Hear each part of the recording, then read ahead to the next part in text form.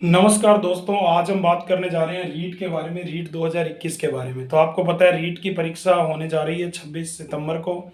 तो आपसे मैं कुछ बातें करने आया हूं कि आज हम देखेंगे कि तुक्के कैसे लगा सकते हैं रीट के पेपर में, इस पे चर्चा करेंगे। ठीक है दोस्तों। तो देखो, सबसे पहले रीट में नेगेटिव मार्किंग नहीं है और आपको पता है कि इसमें 150 प्रश्न आते हैं पेपर के अंदर। ठीक है, ये आपको पता होगा।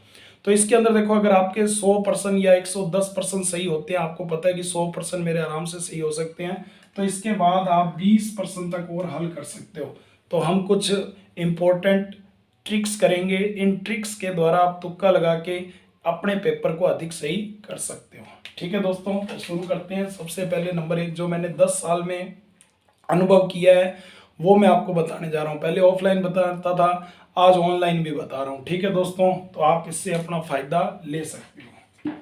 तो चलो बात करते हैं नंबर 1। सबसे पहली ट्रिक नंबर 1 की, कि अगर पेपर के अंदर सभी उत्तर लिखा हुआ हो, जैसे 4 ऑप्शन दिए और उसमें क्या लिखा हुआ हो, एक में सभी उत्तर दिया हुआ हो, पहले में, दूसरे में, तीसरे में, चौथे में, तो आप याद रखना कि कम से कम 90%, ठीक है, ये पक्का है कि 90% ये सही है। ठीक है, और सभी उत्तर 90% सही होते हैं। ऐसे आपको 5 क्वेश्चन पेपर में मिल जाएंगे। तो ट्रिक नंबर 1, जब उपयुक्त सभी लिखा हुआ हो किसी ऑप्शन में, तो आप उसको सही करेंगे।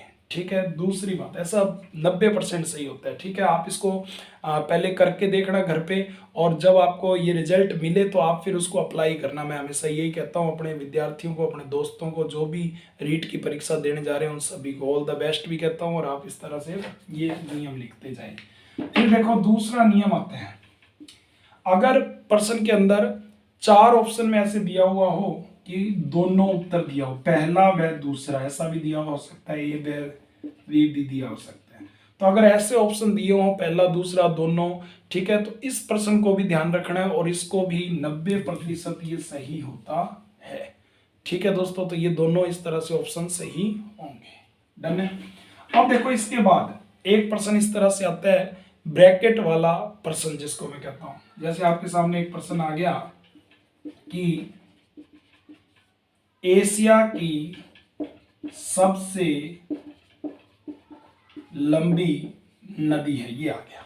ठीक है, तो मैं आपसे कोई जीके की बात नहीं करने आया अभी।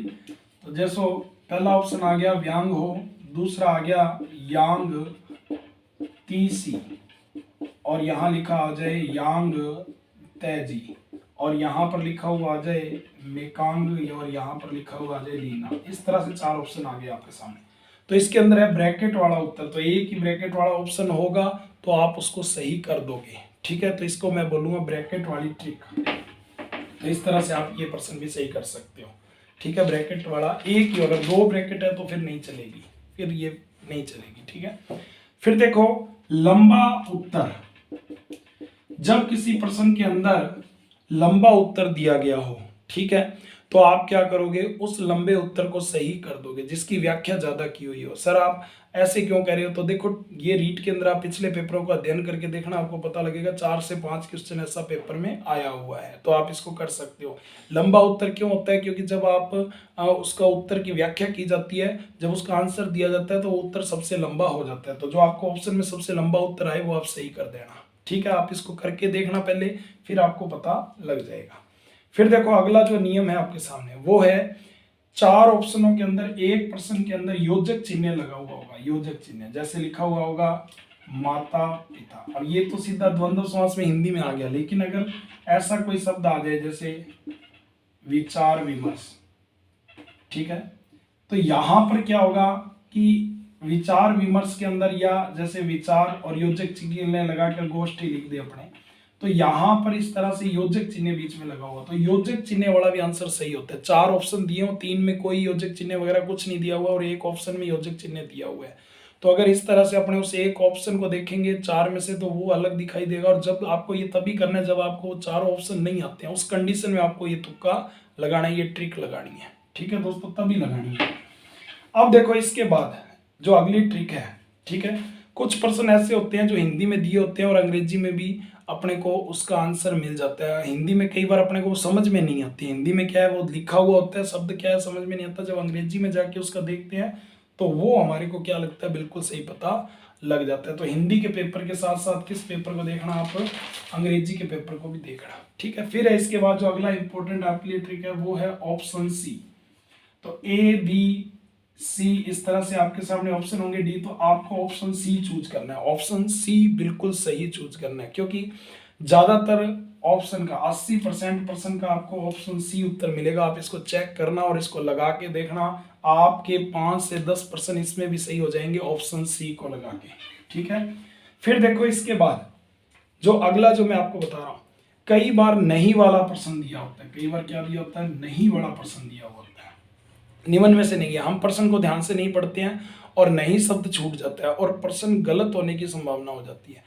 तो प्रश्न में है पूछा है कि नहीं पूछा है, आजकल शब्द पूछ लेते हैं, नहीं है, असंगत है। अभी आपने देखा होगा कि काफी सारी परीक्षाएं हुई हैं जिसके अंदर नहीं है वाले प्रश्न ज्यादा पूछे गए हैं, ठीक है।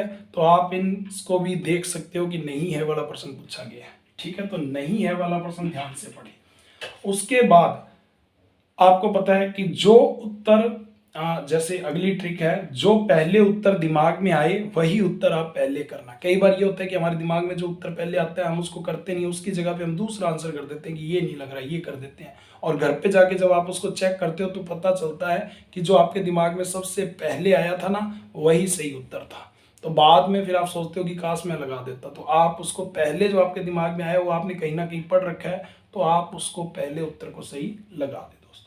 फिर देखो गोले को ध्यान से भरना है। जब चारों गोले भरोगे तो ध्यान से भरना है। कई बार ये होता है कि पहले का उत्तर ए था और अपने ने बी पर लगा दिया, उसके बाद दूसरा तीसरा चौथा प्रश्न लगा दिया और पता लगा कि वो सारे ऑप्शन गलत हो गए। तो आप जैसे 1 से 10 प्रश्न कर ले, 20 से 30 कर ले, 30 से 40 कर ले, इस तरह से प्रश्नों का उत्तर करके 150 तक कर ले। तो गोले भी सही बने। गोले गलत करने से भी 2-3 प्रश्न हमारे गलत हो जाते हैं ऐसे, तो वो गोले भरने भी सही करें, आराम से भरें, कोई दिक्कत नहीं है, बहुत समय हमारे पास। फिर इसके बाद आसान प्रश्न को ध्यान से पढ़ें। जैसे पिछली बार रीट में एक प्रश्न आया था, आसान प्रश्न की बात कर रहा हूँ, ध्यान से पढ़ना क्योंकि वो भी गलत हो जाता है। कई बार आसान प्रश्न गलत कैसे कर देते हैं। जैसे पिछली बार एक प्रश्न आया था, महाराणा प्रताप जी का प्रसिद्ध हाथी था। अब यहाँ हाथी नहीं पड़ा, पहले ऑप्शन पे दिया था चेतक घोड़ा, तो यहाँ पे जल्दबाजी में विद्यार्थी चेतक कराए, लेकिन राम प्रसाद उत्तर सही था, हाथी पूछा था।